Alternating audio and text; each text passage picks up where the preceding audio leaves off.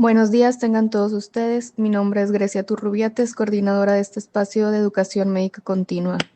En nombre de la Escuela de Medicina y Ciencias de la Salud del Tecnológico de Monterrey, les damos la más cordial bienvenida a la sesión académica de pediatría. El día de hoy es nuestra segunda sesión del bloque de oftalmología. Veremos el tema de screening visual con el ponente, el doctor Juan Omar Páez Garza, a quien a continuación voy a presentar. El doctor realizó sus estudios de ciencias básicas y procedimientos clínicos en el Hospital de la Universidad de Harvard en Boston, en Estados Unidos. Posteriormente realizó sus estudios de oftalmología y oftalmología pediátrica en Jerusalén, en Israel. Y posteriormente volvió a Estados Unidos, a Los Ángeles, California, para continuar sus estudios en oftalmología pediátrica. Es también miembro fundador de la Asociación Mexicana de Oftalmología Pediátrica y actualmente miembro de múltiples academias y sociedades, entre ellas la Academia Americana de Oftalmología y la Asociación Americana de Oftalmología Pediátrica y Estrabismo. Es también director de los servicios de oftalmología de TechSalud y entre muchas otras cosas más. Entonces cedo la palabra al doctor Juan Omar Páez Garza para dar inicio a esta ponencia. Muchas gracias, doctor. Sí, Grecia, muchísimas gracias por la presentación.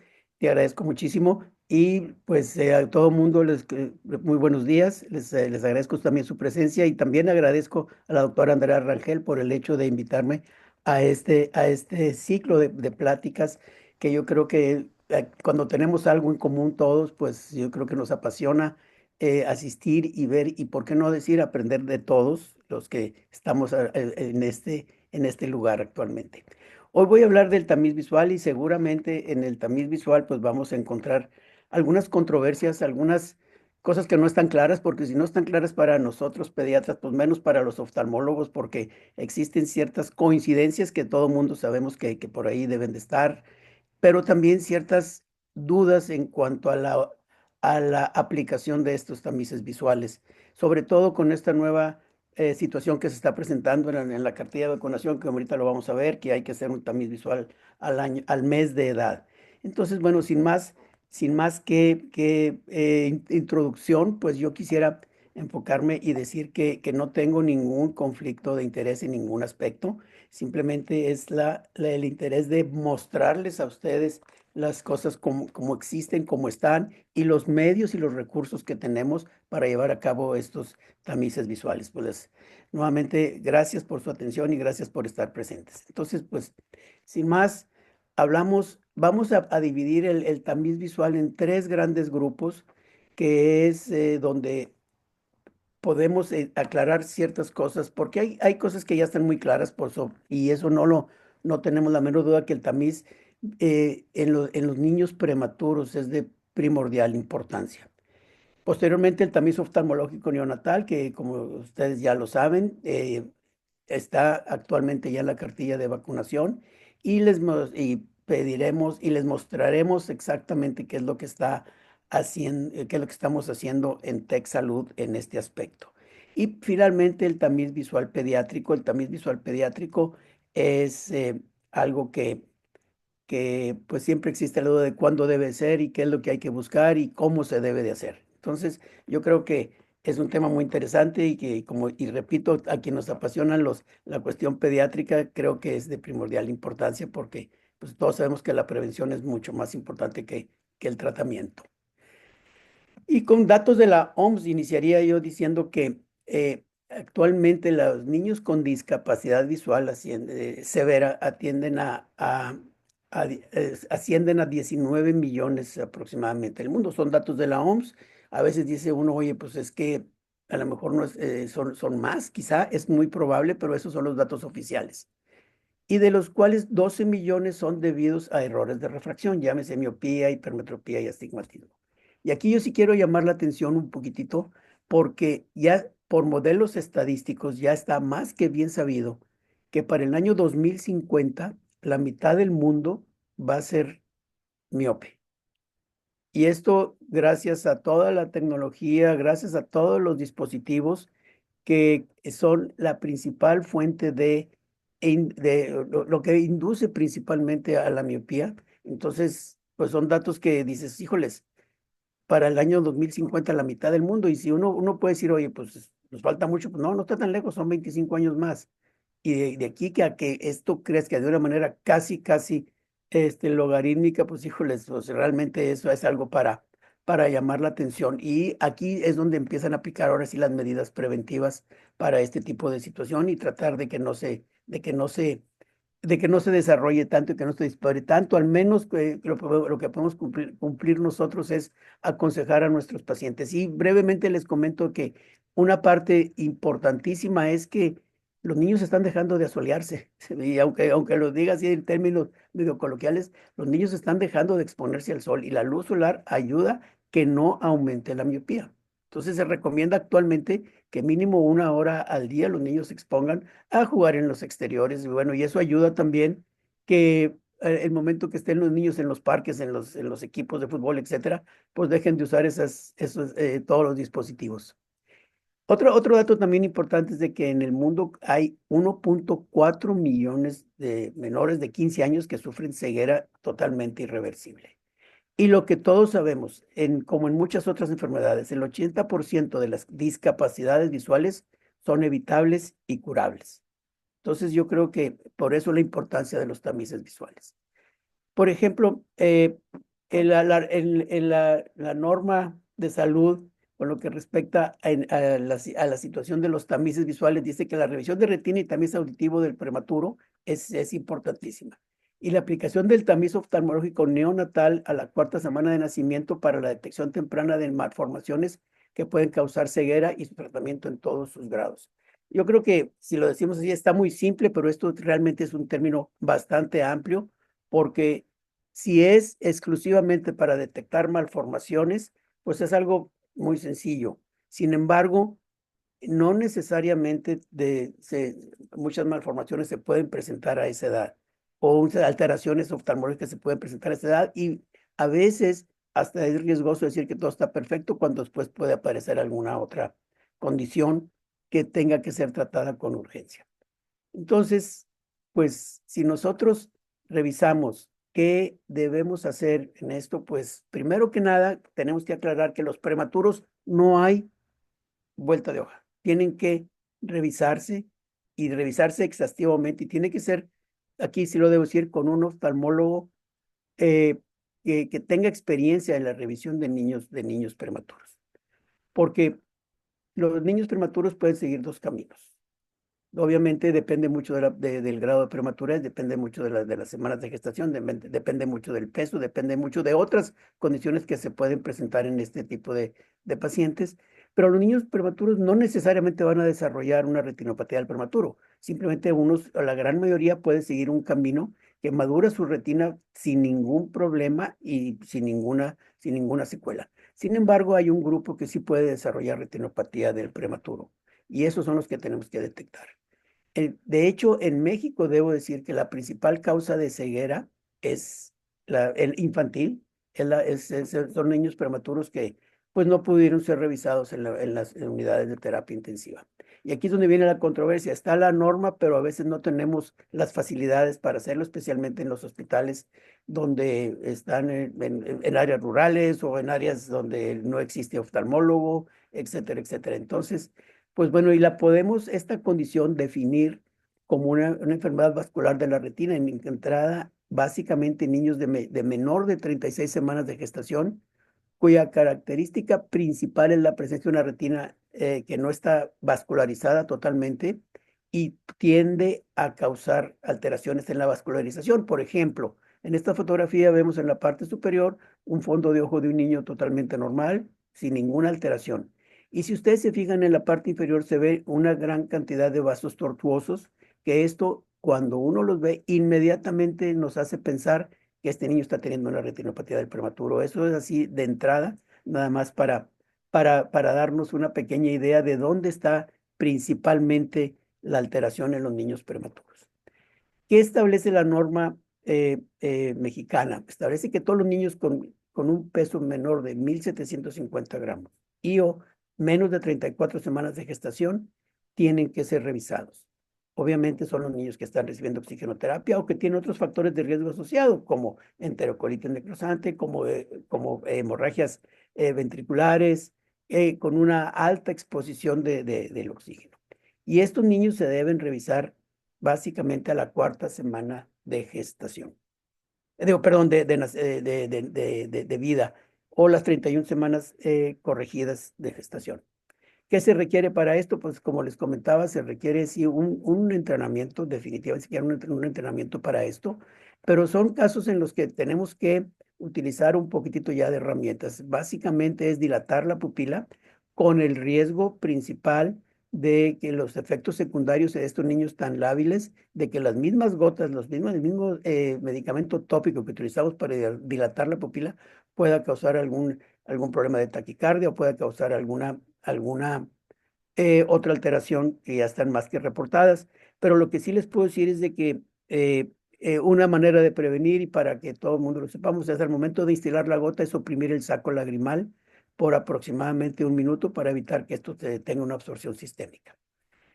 Obviamente estos niños necesitan anestésico para que el examen sea, pues duela lo menos posible hacia ellos. ¿Por qué no? Porque hay que hacer lo que le llamamos depresión escleral, es decir, presionar un poquitito las paredes del ojo para poderlas ver y visualizar con los aparatos, que eso es el oftalmoscopio indirecto.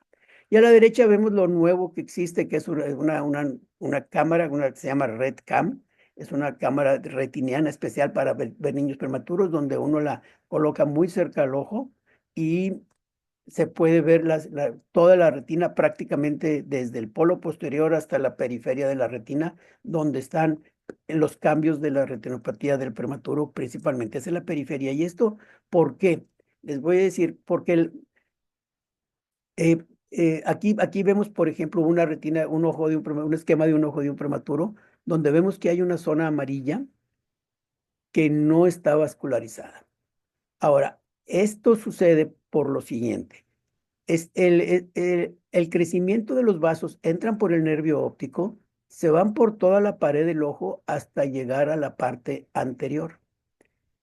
Anatómicamente, si nosotros vemos dónde está el nervio óptico está un poquitito más nasal, no está exactamente en el polo posterior, de tal manera que la distancia del nervio óptico hacia la parte anterior del ojo por el lado nasal es mucho más corta que en el lado temporal.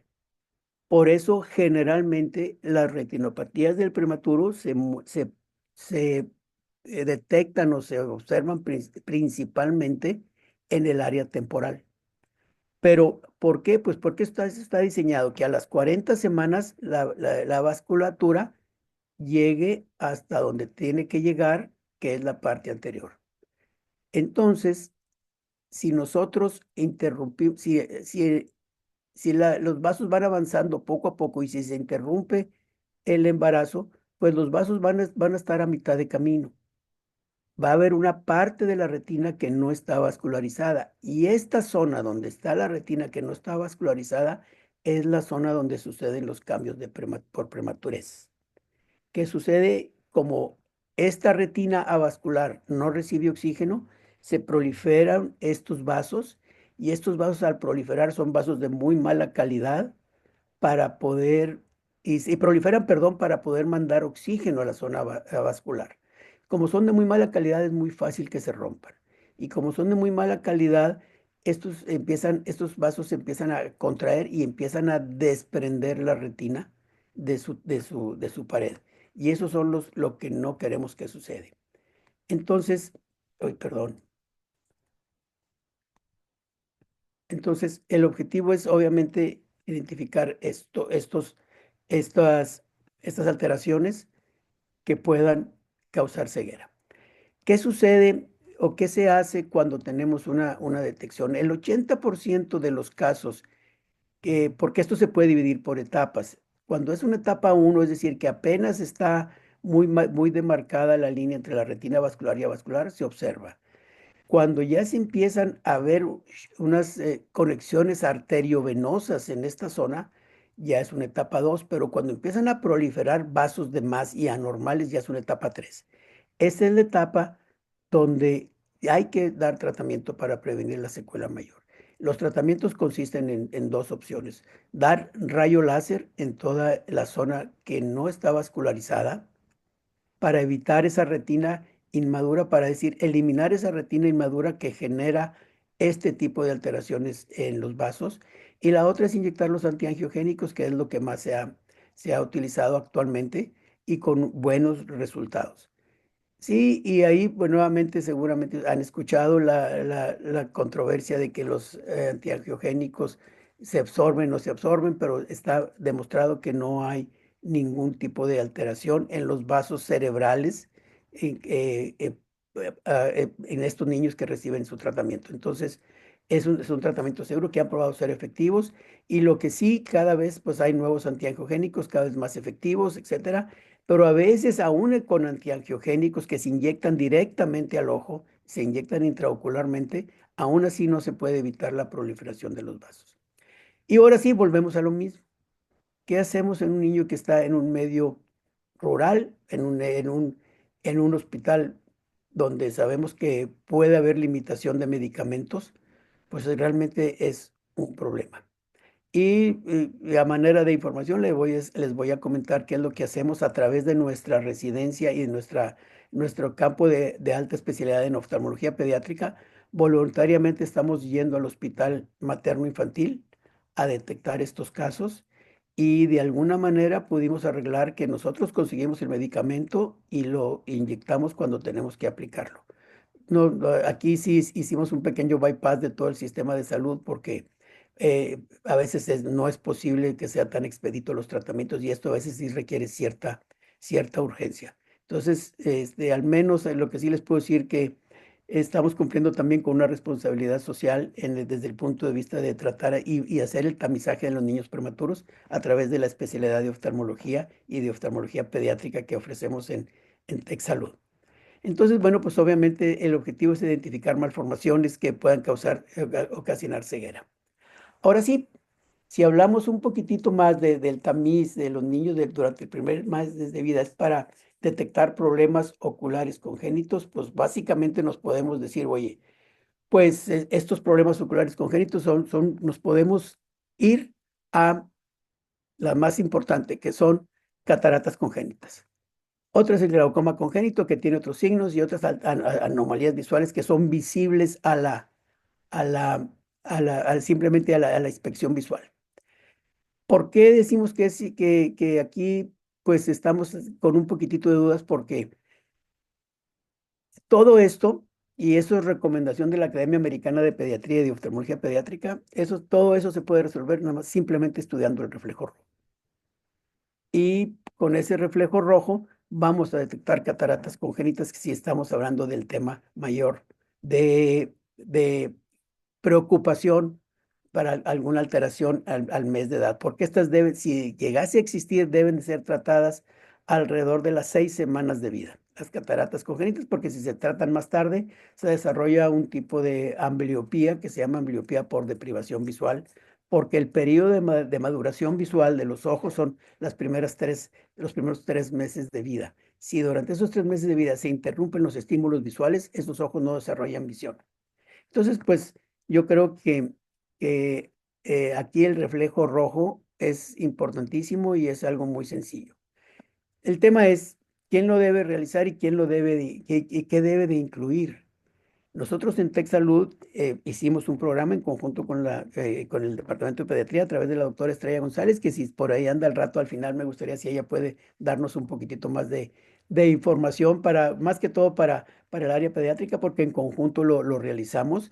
Y el tema es quién lo debe de realizar. Nosotros estamos ofreciendo en el servicio de oftalmología este tamiz visual, pero incluye ahora sí una revisión un poco más exhaustiva inclusive con dilatación de pupila para revisar perfectamente el fondo de ojo.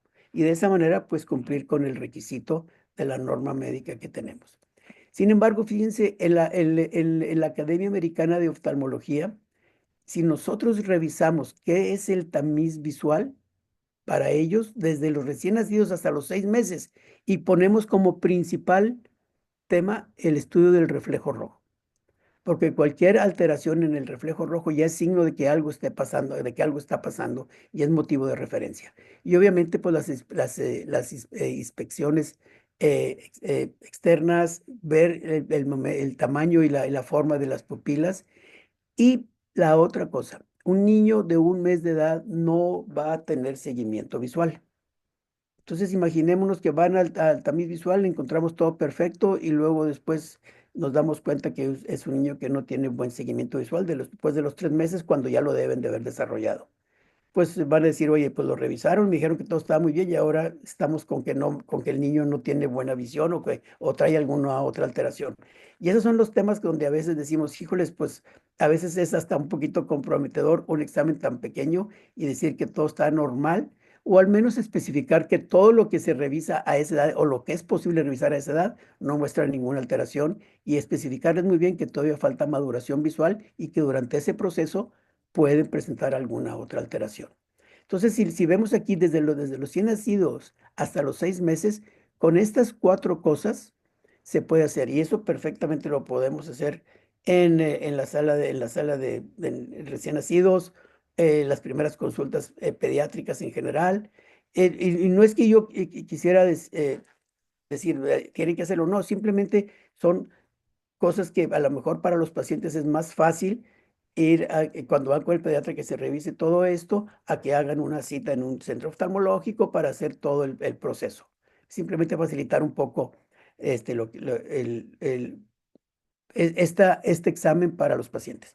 ¿Qué hacemos en TechSalud? Y aquí es donde ahorita más adelante quisiera pedirle a la doctora Estrella si ella nos puede ampliar, pero lo que sí les puedo decir es de lo mismo. Nosotros estamos realizando ese tamiz visual para cumplir con esta norma. Sin embargo, el tamiz visual pues es hecho por un oftalmólogo, incluye dilatación de pupila, es un poquitito más de lo que, y toma su tiempo. Entonces, pues por eso es importante que todo el mundo sepamos que existe esa facilidad, pero también lo podemos hacer en los consultorios pediátricos. ¿Quién lo debe hacer? Pues obviamente, en lo personal pienso que el pediatra debe de hacerlo. Sin embargo, hay técnicos muy bien entrenados en hacer todo esto y en detección. La misma enfermera con un buen entrenamiento puede detectar alteraciones en el reflejo rojo. Ahora, si hablamos un poquitito ya de un tamiz visual pediátrico, es decir, después del tamiz neonatal, pues aquí sí debemos de buscar ya proactivamente tratar de ver cualquier otra alteración que afecte un desarrollo visual adecuado.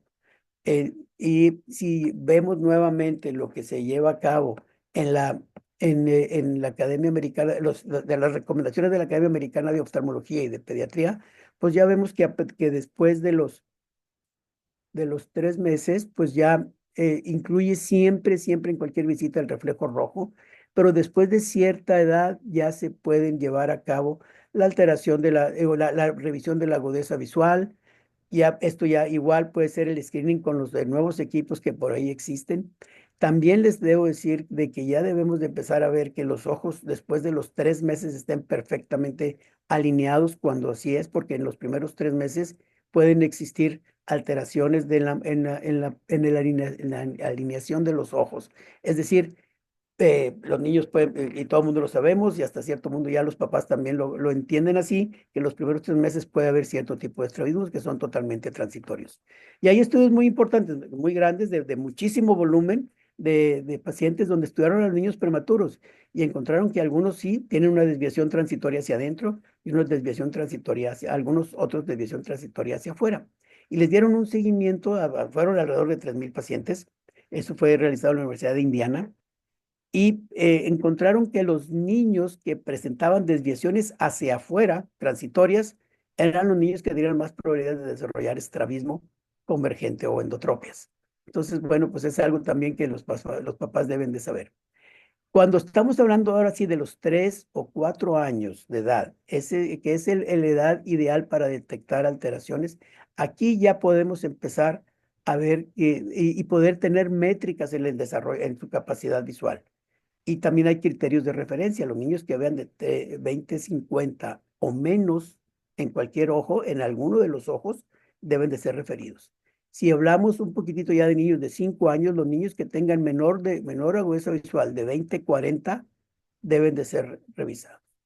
O también cualquier niño a cualquier edad con una alteración o con una diferencia de visión de 2 líneas de un ojo a otro, debe de ser enviado a valoración, porque por el riesgo de presentar una ambliopía. Y entre más temprano se trate esa ambliopía, llámese lo que también lo conocemos así coloquialmente como el ojo flojo, entre más pronto se trate, más fácil de que ese niño recupere la visión de ese ojo y la función de ese ojo. Entonces, ¿qué se requiere? Pues básicamente, pues un oftalmoscopio directo para hacer el examen y nos vamos a tener una gran información. Opcional el uso de estas gotas, donde se le puede poner una gotita para que se dilate la pupila y sea mucho más fácil ese examen del reflejo rojo. Estas gotas, tomando siempre la precaución de oprimir el saco lagrimal al momento de instilar la gota para evitar una absorción sistémica de la misma. Entonces, ¿cómo lo hacemos? Ahí está una referencia por si alguien le quiere tomar una foto de cómo, ahí viene muy bien explicado cómo hacerlo, pero a 1 metro de distancia con un oftalmoscopio, con la luz del círculo grande, debe de verse perfectamente el reflejo rojo en ambos ojos. Y aquí tenemos varios ejemplos. ¿Qué sucede? Por ejemplo, en la foto de aquí está, se ve un niño con perfecto reflejo rojo y además, fíjense lo que se ve el reflejo corneal perfectamente centrado. Es el reflejo de la luz del oftalmoscopio. Con eso también nos damos cuenta de que no hay ninguna desviación de los ojos. Y aquí si nos vamos a las fotografías del lado derecho, vemos que ahí está el reflejo rojo perfectamente alineado, así como los puntos del oftalmoscopio, donde están en el mero centro, y eso nos dice que no hay ninguna alteración. En la fotografía número 2, que vemos perfectamente alineados los ojos, pero no hay reflejo rojo. En el número 3, lo mismo, perfectamente alineados los ojos, pero una leucocoria acá. En el número 4, ¿qué vemos? Pues lo mismo, vemos el reflejo rojo, diferente porque este está desviado y aquí se ve muy sencillo el reflejo corneal en el centro, en el ojo que fija, y el reflejo corneal excéntrico que nos indica que hay una desviación. Y obviamente en la última también una alteración del reflejo rojo porque aquí hay una pequeña catarata en este ojo. Son pruebas muy sencillas que nos dan muchísima información. Inclusive aquí nuevamente en esta fotografía, pues ahí podemos ver cómo se ve el reflejo rojo. Y aquí está, ¿qué se puede detectar? Se puede detectar cualquier tipo de alteración, hasta mismas alteraciones en los medios transparentes, y no nada más son las cataratas. Puede haber hemorragias en vitrio que se detectan con un reflejo rojo anormal. Y aquí tenemos otros ejemplos de lo mismo, que esto, como les digo, es una prueba muy sencilla y se puede detectar muchísimas cosas. Entonces, cuando nosotros vemos una alteración en el reflejo rojo, con esta mnemotecnia se pueden resumir todas las causas que pueden darnos esta alteración. Con la mnemotecnia de PREDICT, estamos hablando que primero que nada es una persistencia de vasculatura fetal, que es una malformación congénita, un retinoblastoma o una secuela de retinopatía del prematuro, una endoftalmitis que obviamente trae otro tipo de alteraciones también en la retina, inflamación intraocular también, enfermedad de Coats, que es una alteración en la retina donde hay muchos exudados en la retina que se puede confundir hasta con un retinoblastoma o cataratas o alguna otra infección por parásitos como una toxocariasis. Prácticamente con esta mnemotecnia podemos cubrir todas las alteraciones en el reflejo rojo que podemos ver. Entonces, pues esto es así básicamente resumiendo. Si hablamos en un recién nacido, ¿qué podemos detectar con reflejo rojo? Pues desde cataratas, retinopatía del prematuro, persistencia de vasculatura fetal, colobomas, es decir, alteraciones en la forma del iris. Y si nosotros ya lo hacemos o detectamos alguna alteración de los 1 a los 3 años en niños que han estado bien de su reflejo rojo, pues podemos pensar en un retinoblastoma o una catarata. Hay que recordar que el retinoblastoma no se ve a veces inmediatamente al momento del nacimiento o en el examen neonatal, sino esto puede desarrollarse durante el primer año de vida. Y si son niños mayores, bueno, pues algún otro tipo de enfermedad parasitaria. Y aquí vemos diferentes alteraciones. Aquí vemos un retinoblastoma, un niño con un desprendimiento de retina, un niño con una catarata, un niño con un coloboma de retina, porque inclusive en ciertas posiciones van a ver la pupila blanca, inclusive a veces los papás son quienes lo notan, y con un reflejo rojo podemos constatar que eso esté pasando, y cuando hay una alteración del reflejo rojo es signo de referencia inmediata. Entonces, bueno. ¿Qué se deben de buscar? Pues anomalías en las vías lagrimales, en la conjuntiva, en la córnea, que todas esas son muy, muy, muy visibles. Y pues aquí, por ejemplo, tenemos un niño con una blefarofimosis, que pues esto llama la atención que tiene que ser detectado inmediatamente. Y aquí un niño con un párpado caído. Y aquí, ¿por qué es importante la revisión cuando tenemos un niño con un párpado caído? Por dos razones. Primero que nada, hay que estar seguros que el eje visual está libre en el párpado, en el ojo donde el párpado está más abajo que en el otro. ¿Por qué? Porque si está ocluyendo el eje visual, nos puede causar una ambliopía por deprivación, es decir, por falta de estímulos visuales. Pero imaginémonos también que que el ojo es como si fuera una pelota de fútbol y el párpado como si fuera un pie que le ponemos dentro, sobre la pelota. ¿Qué sucede si nosotros ponemos ese pie en la pelota? La podemos deformar. Entonces el mismo párpado puede deformar el globo ocular causando un astigmatismo unilateral. Si eso no se detecta, si eso no se trata, ese astigmatismo unilateral puede causar ambliopía, que es una disminución de la agudeza visual, y si no se trata, no se detecta, esa alteración en la agudeza visual o en la visión es permanente para el resto de la vida. Y uno puede decir, bueno, pues un ojo ve un poco menos que el otro. Sí, es cierto, es eso de la definición, pero también trae otras alteraciones como pérdida de la visión en tercera dimensión, inclusive también pérdida del campo visual en algunas casos. Entonces, son de las situaciones que se pueden prevenir si nosotros lo detectamos a tiempo. Y aquí hay otras alteraciones, como este niño que tiene un euriblefarum aquí, o también lo que es cada vez más común que estamos viendo, alteraciones en las glándulas de meibomio que pueden causar un ordelum o una chalación. Aquí, obviamente, también el examen externo pues, nos va a demostrar muchas otras cosas, como este pequeño hemangioma en esta conjuntiva, conjuntivitis, esta conjuntivitis neonatal, que, bueno, afortunadamente la vemos cada vez menos, pero pues ahí persiste de vez en cuando, o sea, se siguen viendo de vez en cuando, y alteraciones en la córnea, que como vemos aquí hay un infiltrados en esta córnea, que generalmente esos están relacionados a la conjuntivitis por estafilococo.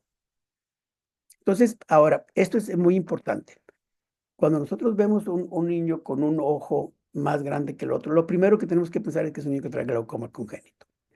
Y esto sí, yo quisiera, eh, pues básicamente comentar que nos ha tocado ver niños que tienen obstrucción del conducto nasolagrimal. Y pues a veces con indicación, pero a veces los papás no siguen las indicaciones adecuadamente, damos gotas que tengan esteroides. Y como a veces estos condiciones se hacen crónicas, los papás abusan del medicamento con esteroides y pueden causar un glaucoma secundario a esteroides. Lo hemos visto, ya nos ha tocado, pero pues bueno, nomás es simplemente un signo de alarma de que cuando estemos viendo pacientes, tratar de evitar en la mayor medida, el uso de gotas con esteroides, sobre todo cuando son condiciones crónicas. Siempre es mejor eh, pues referir cuando tengamos la duda de qué seguir, cuál es el tratamiento cuando esta condición puede ser a largo plazo, como la obstrucción del conducto nasolacrimal, que como todos ya sabemos, el 90% de los niños se les abre, se les destapa su lagrimal y solamente un pequeño porcentaje va a requerir un sondeo alrededor del año de edad. Pero si hablamos del diámetro corneal, aquí les puedo decir cuándo está alterado. Como vemos en los dos casos, está alterado el diámetro corneal. Uno es unilateral, el otro es bilateral, aunque uno está más severo que el otro. Y el recién nacido no debe de tener un diámetro corneal mayor de 11.5 milímetros. Y los mayores de un año no más de 13 milímetros.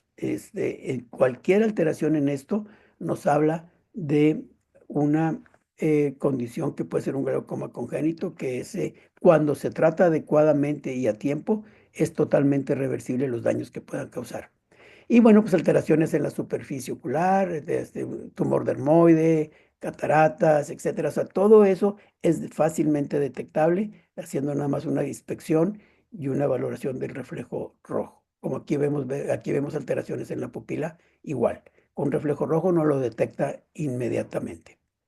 Entonces, bueno, pues y yo insisto mucho porque gran parte, y quiero insistir mucho en la revisión del reflejo rojo, que es lo que nos va a dar muchísima luz y muchísima información y también muchísima tranquilidad, tanto a los papás como a nosotros doctores. Eh, ¿Qué les puedo decir? Porque muy frecuentemente vemos niños referidos porque tienen las pupilas diferentes. Lo que sí les puedo decir es que 1 milímetro de diferencia entre un ojo a otro se puede considerar normal. También debo decirles que el 16% de la población debe de ser, tiene a lo que hemos llamado anisocoria esencial. Y cuando tenemos un niño con una diferencia de pupila, y aquí vamos aparentemente se ve todo bien, pero está la pupila del ojo izquierdo más pequeña. Pero ¿qué más le notamos a ese ojo? ¿Qué más tiene ese ojo? El párpado está ligeramente caído. Entonces, cuando vemos un niño con una pupila más pequeña que la otra, en ese ojo y tenemos el párpado caído, lo primero que tenemos que tener que detectar es o estar seguros de que no sea un síndrome de Horner, porque eso puede ser signo de algo diferente. Pero imaginémonos que la pupila que está mala es la pupila que está dilatada. ¿Qué debemos de buscar? Que ese niño tenga los movimientos oculares normales. Porque cuando la pupila dilatada es patológica o está asociada a dificultad para tener los movimientos oculares, significa que el tercer par está alterado. Porque las fibras pupilares van por la vía del tercer par y el tercer par le da inervación al recto interno, recto inferior, recto superior, elevador de párpado y pupilas. Entonces, ahí está, son dos grandes grupos que sí es realmente relativamente sencillo de ver qué sucede, este, qué tipo de pupila es la que puede estar alterada. Si esto está normal, los párpados están normales y los movimientos normales y el diámetro pupilar es de 1 milímetro diferente de un ojo a otro y tiene una buena respuesta a la luz, pues entonces ahí sí son cosas que podemos considerar casi, casi normales. Sin embargo, lo otro sí es importante ver que no tenga ninguna alteración. Reflejos pupilares, bueno, yo creo que los reflejos pupilares nos van a decir básicamente que hay una buena conducción del nervio óptico hasta el mesencéfalo, porque el mesencéfalo puede, de ahí se regresa el reflejo nuevamente hacia el ojo. Puede tener un niño ceguera cortical y tener tener unas respuestas pupilares normales, porque la luz o el reflejo de la luz no llega hasta la corteza cerebral. Se va por el nervio óptico, llega al mesencéfalo y de ahí se regresa para el otro ojo y para el mismo ojo para hacer una constricción de la pupila. Por eso cuando ponemos la luz sobre un ojo, las dos pupilas se deben de contraer. Eso es lo que se llama el reflejo consensual. Sin embargo, imaginémonos que hay una alteración en un nervio óptico. Vamos a tener un reflejo fotomotor del ojo donde se puso la luz y un reflejo consensual normal, porque también se va y cierra la pupila del otro ojo.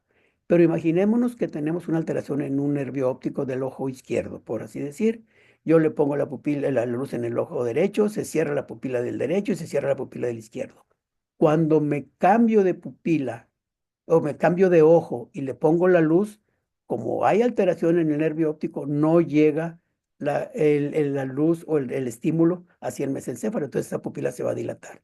Ese es el efecto de pupila aferente que siempre nos habla de una alteración en el nervio óptico. Y a veces puede ser totalmente asintomática, como ya lo hemos visto.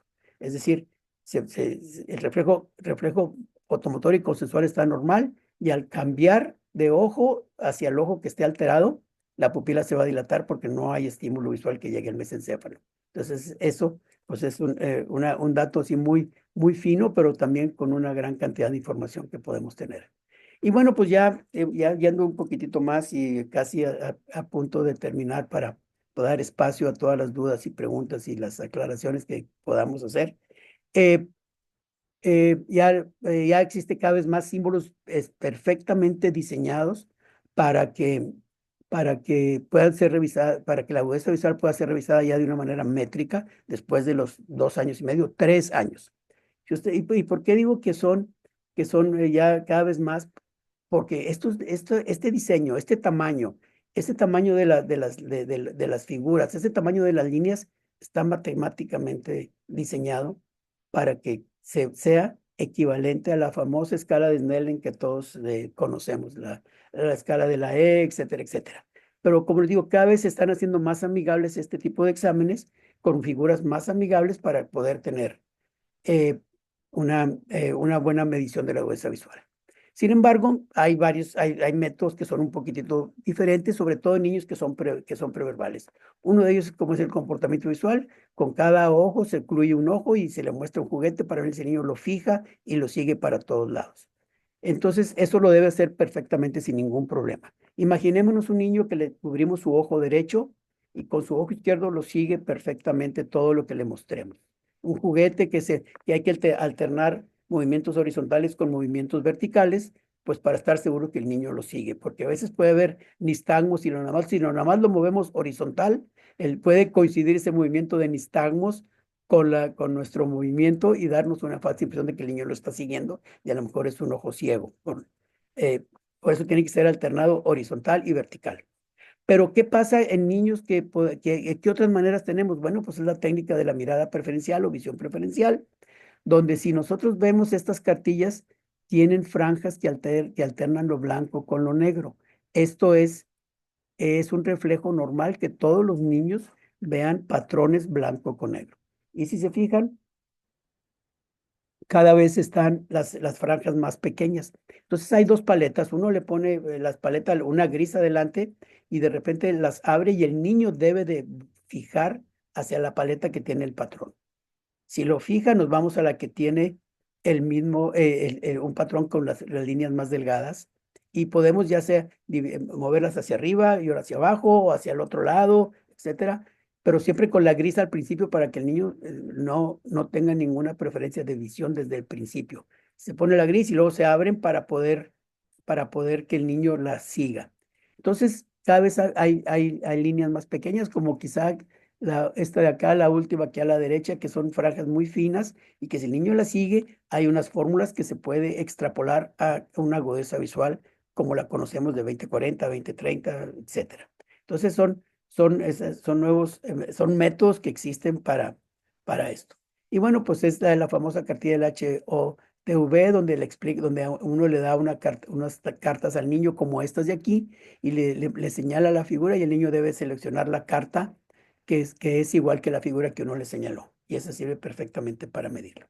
Y bueno, pues ahora sí, los diferentes tipos que hay para checar la visión, que son, hay ya pantallas que se puede hacer y nosotros estábamos diseñando una acá en TechSalud especial para hacer el examen de los niños en la casa, pero nos enfrentamos con el problema de que, bueno, ok, yo se la puedo mostrar y la aplicación en el celular, pero ¿qué tal si esa aplicación o ese mismo examen se hace con una tableta más grande o con un monitor más grande de la computadora? Entonces la distancia que hay que poner al niño, pues obviamente varía. Entonces nos enfrentamos a varias dificultades matemáticas y bueno, todavía estamos trabajando a ver cómo lo hacemos para resolver esta situación.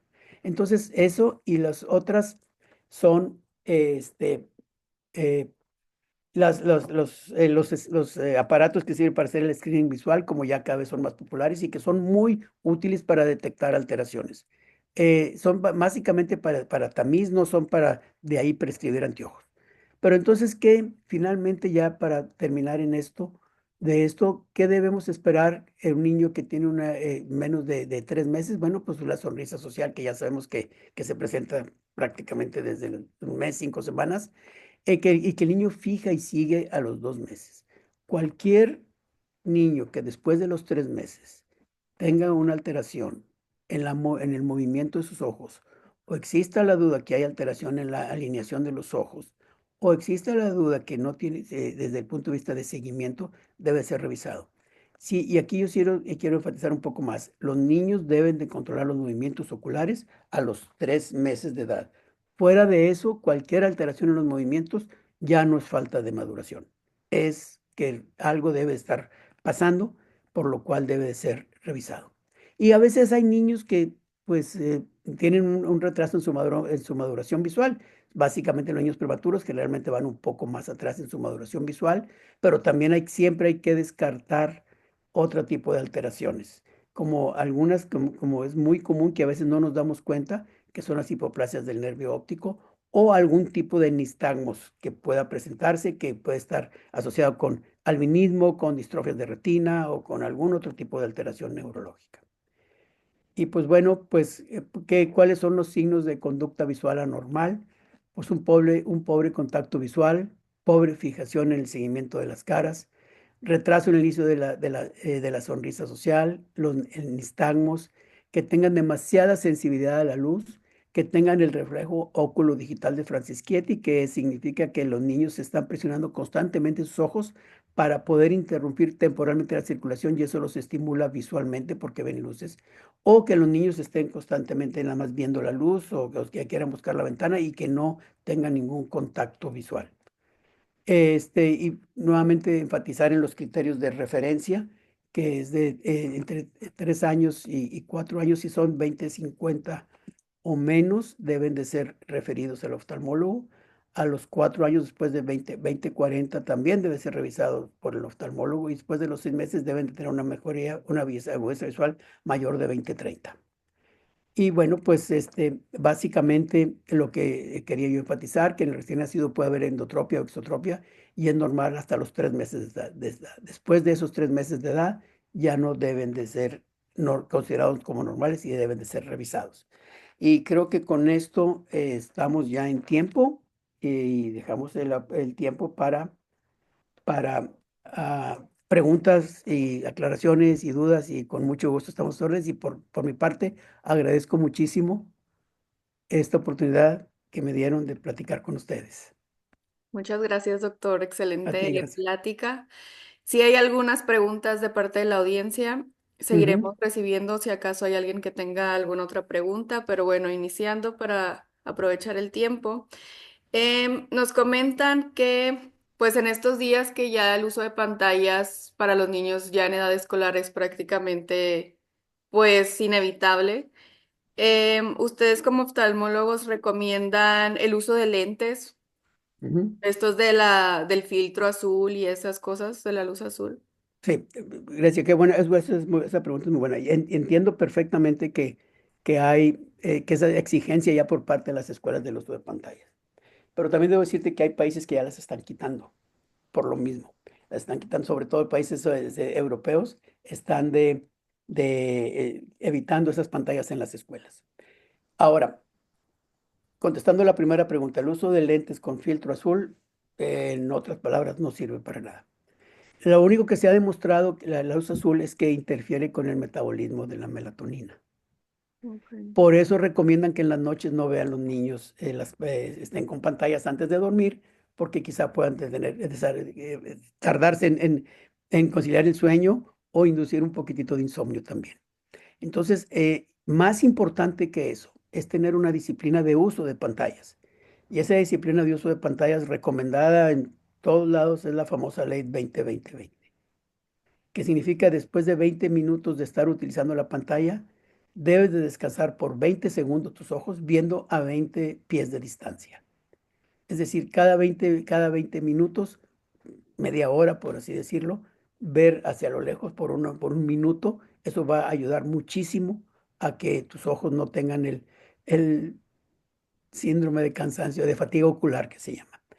También hay que recordar que el hecho de estar mucho tiempo en las pantallas hace que nuestra frecuencia de parpadeo se reduzca al 50%. Al reducirse al 50% el parpadeo, pues se reduce la lubricación de los ojos. Y al no haber lubricación en los ojos va a haber igual, sensación de arena, sensación de ojos rojos, sensación de que no estás viendo claro porque no tienes una buena lubricación. Entonces, por eso yo creo que es muy importante el uso de pantallas limitado a las labores escolares, que yo creo que pues eso ahí no hay duda que tienen que hacerlo. Sin embargo, también ser un poco más disciplinados en el uso de las pantallas en las actividades extraescolares. Y aquí viene es mucho la recomendación de que los niños salgan al exterior a jugar a los parques, etcétera, para que tengan un poquito de exposición a luz solar y eviten tanto tiempo el uso de las pantallas. También está recomendado que, por ejemplo, los primeros 2 años, prohibido las pantallas en los niños. Eso, si acaso, pues para saludar al papá que anda de viaje, ¿verdad?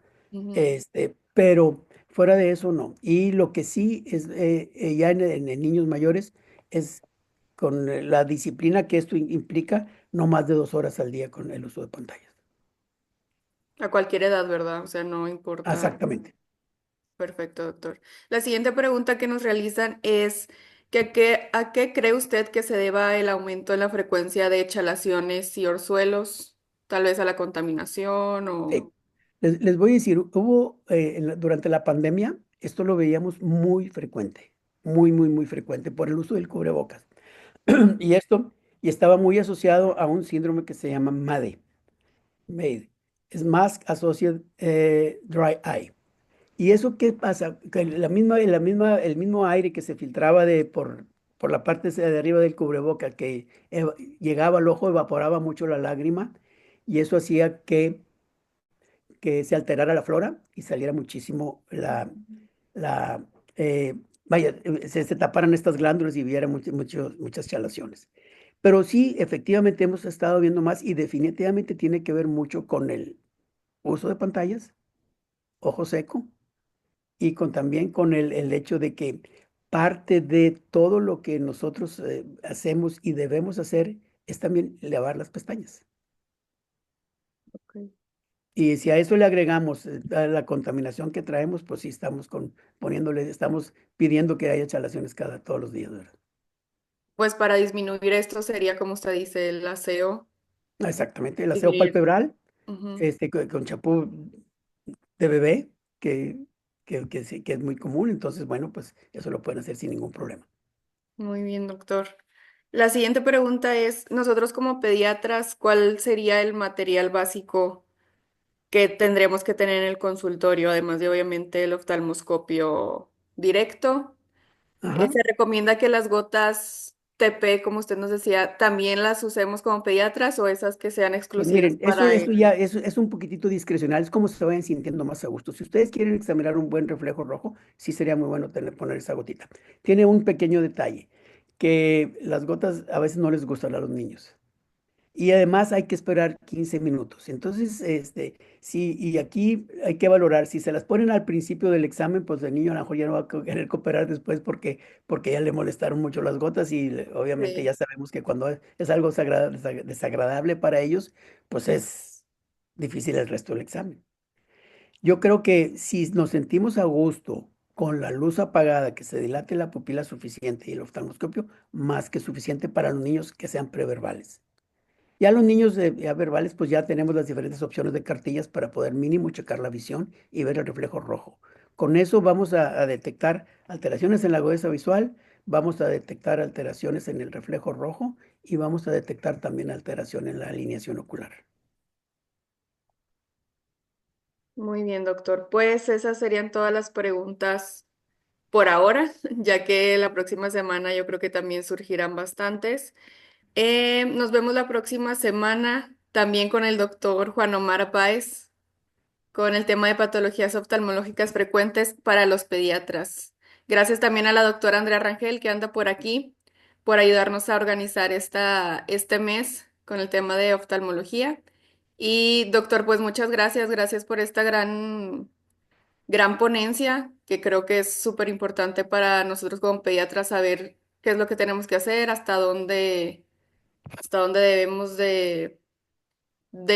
pues de hacer nosotros y cuándo referir a oftalmología, ¿verdad? Y siempre teniendo en cuenta todos estos diagnósticos que ya nos comentó, porque si pues no sabemos que existen, pues no los vamos a sospechar y no los vamos a referir, que es lo más Claro, sí, importante. y yo te agradezco mucho, Grecia, igual a la doctora Raquel por haberme invitado para esto, y gracias a ti, Grecia, también por aceptarme.